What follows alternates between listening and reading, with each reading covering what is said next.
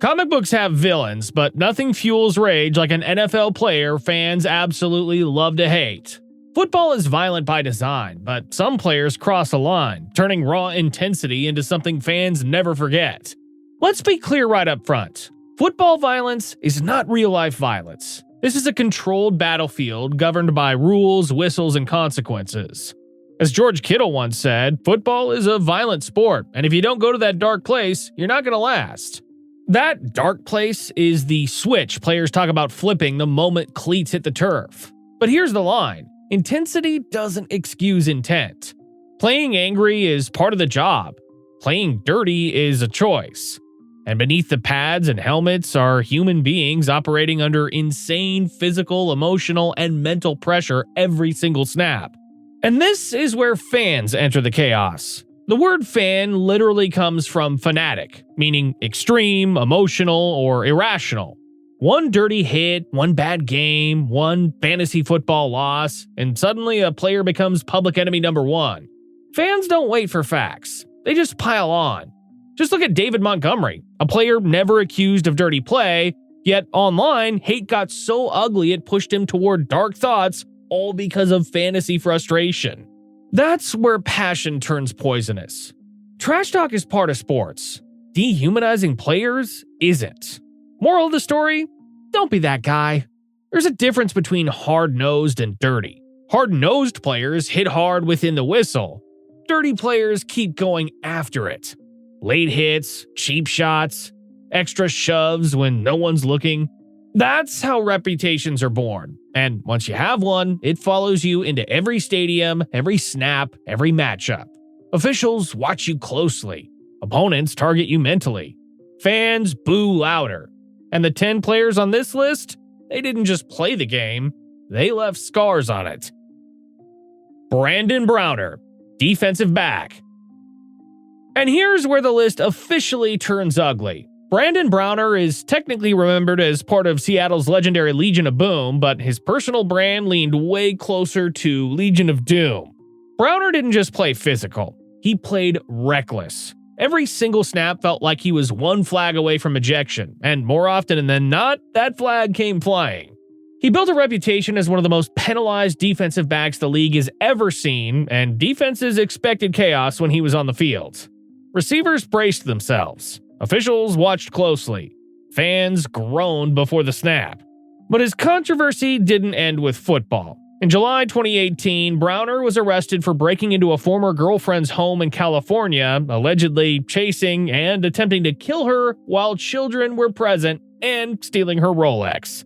He later pleaded no contest to attempted murder and child cruelty and was sentenced to 8 years in prison. Talented? Absolutely. Controlled? Not even close. Kevin Green, linebacker. Now this one surprises people, until they remember the footage. Kevin Green was part of one of the nastiest linebacker units ever assembled, lining up alongside Greg Lloyd and Levon Kirkland. That's saying something. And somehow, Green still stood out as the meanest of the bunch. His motor never stopped, but neither did his temper. Green racked up fines and suspensions like they were stat line bonuses, and his aggression didn't stop with opponents. Teammates felt it. Coaches felt it. If you were in his orbit, you felt it. He played with a snarl that never shut off long after the whistle, long after the play was dead. That edge made him great, but it also made him dangerous. This wasn't just passion boiling over. This was controlled fury slipping its leash. And once that happens, the league takes notice. Brian Cox, linebacker. But wait, this one wasn't just violent, it was defiant. Brian Cox made a career out of punishing ball carriers after they thought the play was over. Extra shots, late hits, a message sent loud and clear. But nothing defined Cox more than the moment he walked the entire length of the field, flipping off the Buffalo Bills crowd right next to his head coach.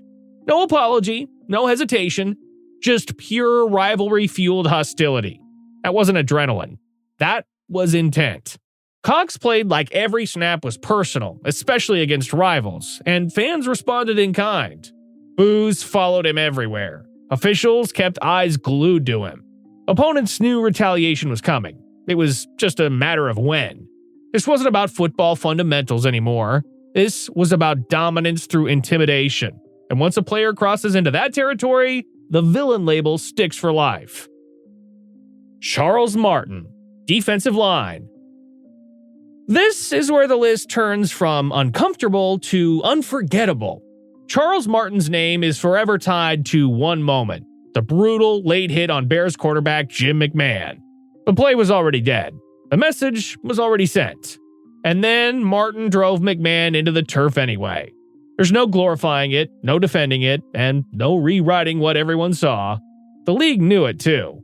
The punishment that followed was the stiffest discipline the NFL had ever handed down at that time, a clear signal that something had gone too far. That hit didn't just change a game. It forced the league to rethink how it policed player behavior.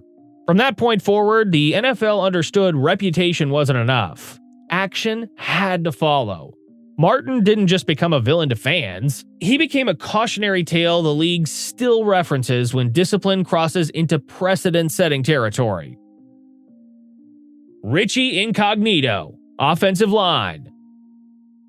And we'd be remiss not to talk about one of the most infamous linemen of his era, Richie Incognito.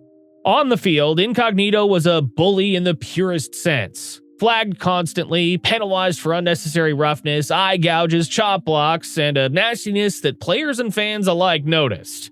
From 2006 through 2009, he drew more unsportsmanlike conduct penalties than nearly anyone in the league, and his reputation for dirty play was strong enough that NFL players once voted him the dirtiest player in football. But his notoriety didn't stop with fouls and fines. In 2013, Incognito was at the center of the Miami Dolphins' Bullygate scandal, an NFL investigation that found he and teammates repeatedly harassed teammate Jonathan Martin, leading to an indefinite suspension. Whether you saw him as old-school toughness or actual intimidation, Incognito blurred the line between competitive edge and outright hostility in a way few have.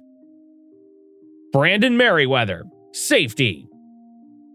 And we'd be remiss not to talk about Brandon Meriweather, one of the most notorious headhunters of his era. On the field, Meriweather wasn't just physical, he was relentless with his helmet-to-helmet contacts. Week after week, he delivered violent hits that drew personal fouls, fines, and eventually suspensions from the league for repeated violations of the NFL safety rules. Chicago players openly called him out, saying his style was dangerous and belonged outside the game. The NFL fined him tens of thousands, including a $42,000 penalty for a helmet-to-helmet hit and multiple fines dating back to his Patriots and Bears days for leading with his head. Meriweather defended his intent, insisting he was playing within the rules, but the pattern never stopped. That reputation followed him everywhere, turning big hits into controversy and opponents into critics. Aziz Al-Shaair, linebacker. And here's where recency turns into reputation. Aziz Al-Shaair's rise on this list has been fast and loud. What started as an aggressive edge has quickly snowballed into notoriety. The moment that pushed him into villain territory? Punching Ronald Jones on the sideline. Not during a play, not in the chaos of a pile, on the sideline. Add in a string of blatant late hits on star players, and suddenly officials, opponents, and fans are all watching closer.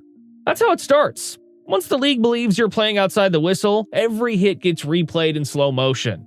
Al-Shaair hasn't reached the historical infamy of the names above him, yet, but the trajectory is clear. If this pattern continues, he won't just be remembered as physical, he'll be remembered as reckless. And that's how future number one villains are born.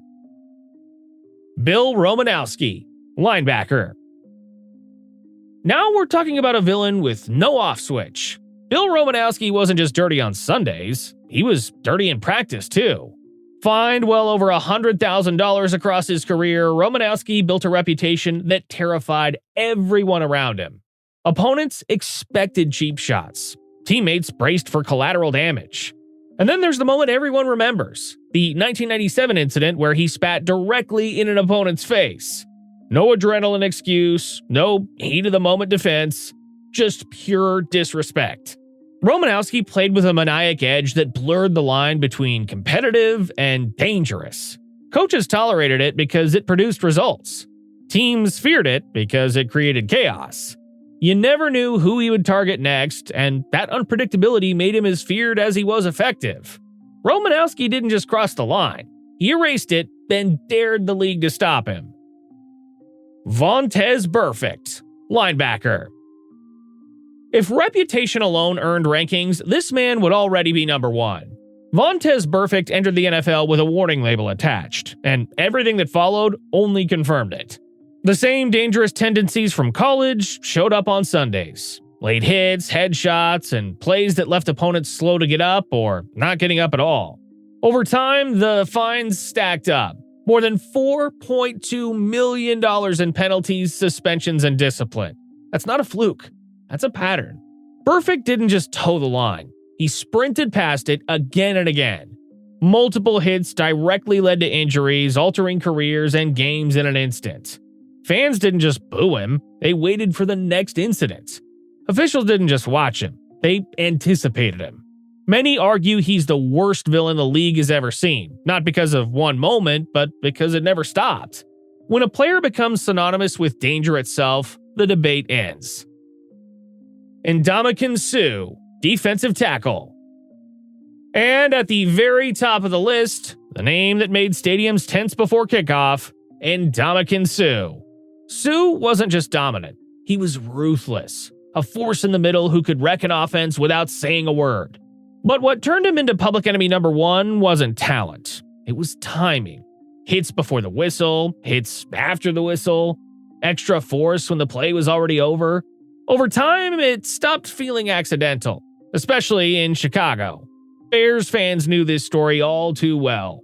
Suh seemed to save his most aggressive moments for those matchups, and the rivalry turned personal fast. Every snap felt like a confrontation. Every whistle felt late. And it wasn't just Chicago. Across the league, Suh carried a reputation that followed him everywhere. Opponents braced for it. Fans booed relentlessly. Officials stayed alert. Now, with Suh officially stepping away from the game, the resume speaks for itself. He didn't just play on the edge. He lived there. That combination of greatness and controversy is exactly why he sits at number one. This isn't about rewriting his career or denying his impact. It's about acknowledging that his dominance came with a cost. And when a player becomes universally disliked, feared, and remembered for crossing lines as much as breaking blocks, the villain crown becomes unavoidable. Greatness and villainy often share the same field, and the NFL proves that better than any sport. These players thrilled crowds, crossed lines, and left scars fans still argue about today. So what's your take? Who did we miss? Drop it in the comments, hit like, and subscribe for more.